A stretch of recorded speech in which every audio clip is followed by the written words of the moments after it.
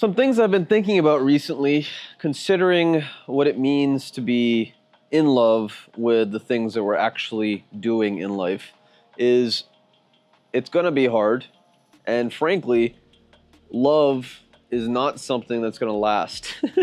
My name is Turab. I make videos about emotional intelligence and business and leadership consistently to inspire the world to make better decisions and be a little bit more intentional about how we spend time. The concept of love is something that has lasted for millennia. It's something that we literally require as human beings to feel like we are being appreciated for the things that we are doing. And most of the time, we usually get this from the sources that we expect least in life, at least until we get to a point where we know ourselves. So when we start off, we get it from our parents. When we start to realize some of the traumas perhaps that we're being put through from our families, this love starts to become a little bit more distant. We try to get it from other things. We try to go and do things that will show self-love to ourselves. And there's a quote that always comes to mind, that when those that are close take away, those that are far give. Mentors, people that show up in our lives to help us out, to make the difference, and to show that there are strangers in this world that can indeed become friends. That's when love starts to become interesting. I mean, think about the common thing of a stranger becoming your family member, a stranger becoming your spouse, and eventually someone that is literally blood related in some ways to your children. Well, in many ways to your soul, your spirit.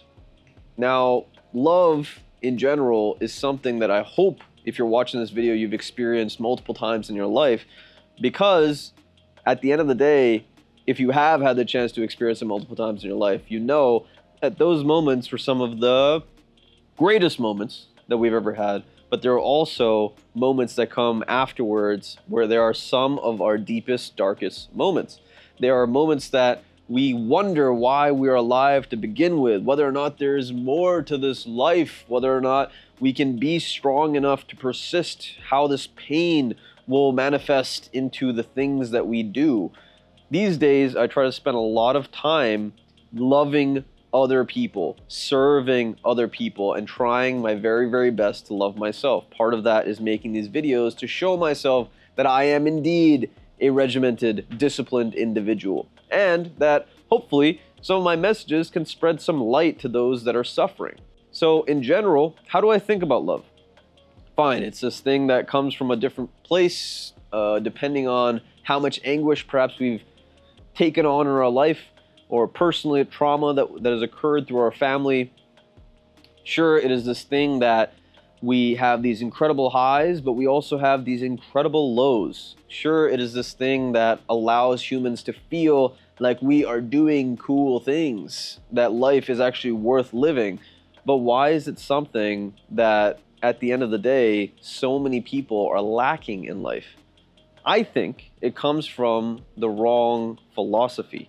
I think that when people are constantly searching for others to love them, other things to show them that love, we forget that the truest, the deepest sense of it comes from in here and in here.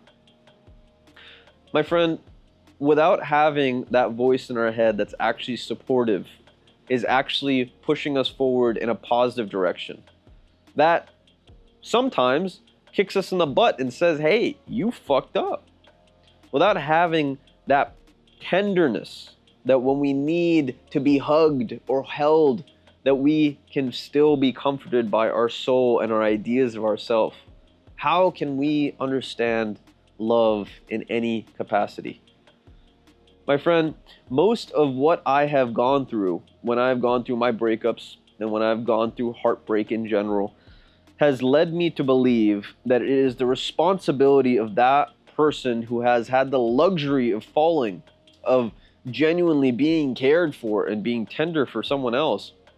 It is their responsibility to grow as a human being through that, and ideally provide a larger depth of love in the future. So that's kind of the way that I think about it in my life. If I have this close relationship with someone and we spend all these tremendous moments together and we have all of these great ideas and we think about the future, and all of these things are happening in tandem, in unison, life feels really damn good. However, when we fall, when we hurt, the tendency tends to become a lot more internal. A lot of internal thinking, a lot of victimized thinking, a lot of hateful, envious thinking sometimes. And it can lead down a spiral for a long period of time where we are not actually putting out the potential to get more love from the universe. So, how do we combat, first of all, that difference, that change in our ego and the way that we approach our lives by virtue of falling out of such a powerful feeling? Fake it till you make it, man. Fake it till you make it. I remember I made a video a while ago about smiling and having a good attitude in life. Now that I'm a business owner and I have people that are working under me and that rely on me to make sure that they have a living and something to build off of, I realize how incredibly important it is to have a great attitude, to show up to work, and even if I'm tired, even if I'm feeling like shit, I want to smile at people. I want to ask them how their day is going. I want to make sure that I feel like sunshine to them because it is a part of my karmic equation. It is a part of the thing that I try to offer all the time, to the point where it is taken for granted. And that's when we know that we're becoming someone, something perhaps that we respect. Where most will take that for granted, where most will acknowledge that we are an interesting, perhaps a kind, compassionate, intelligent person. When they expect these things from us, we stop getting that immediate feedback, that immediate sweetness of people paying us compliments. But, my friend, that is not a reason to not persist.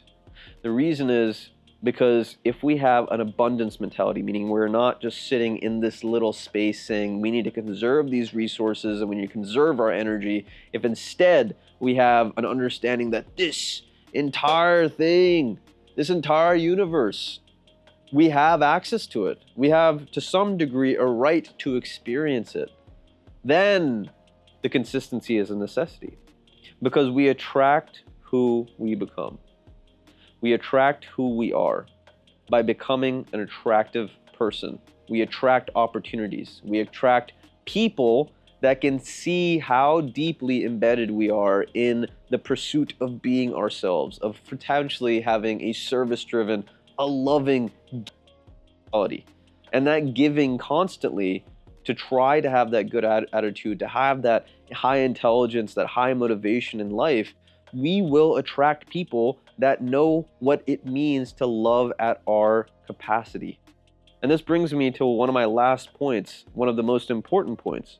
I asked my professor in creative writing class in high school, how do you know if people care?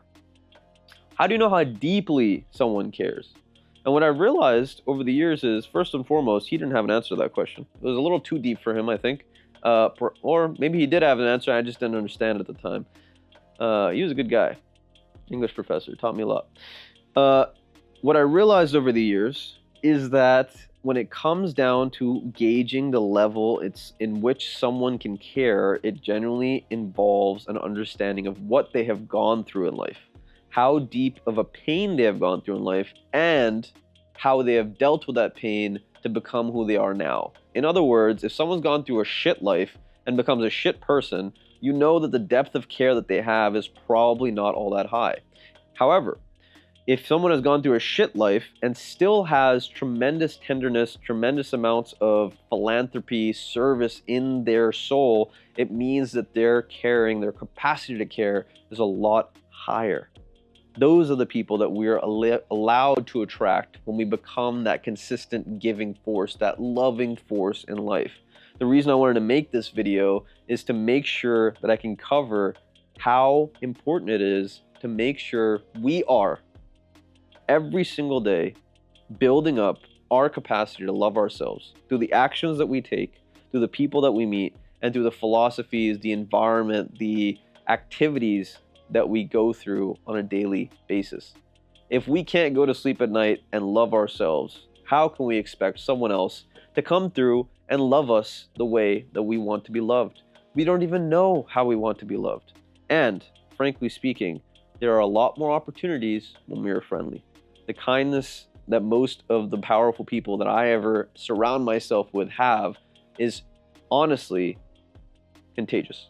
It's something that can spread, it's something that can manifest, it's something that can marinate in our souls so that we can remember afterwards, wow, what a genuine smile that person had, what a genuine conversation. Look at how much time this person took despite being busy. It's an incredible feeling to be at the center of that love in your life. I hope this video finds you well. If you made it to the end, smash that thumbs up button. And as always, my friend, actualize your potential catalyst because this world needs your love. Take care.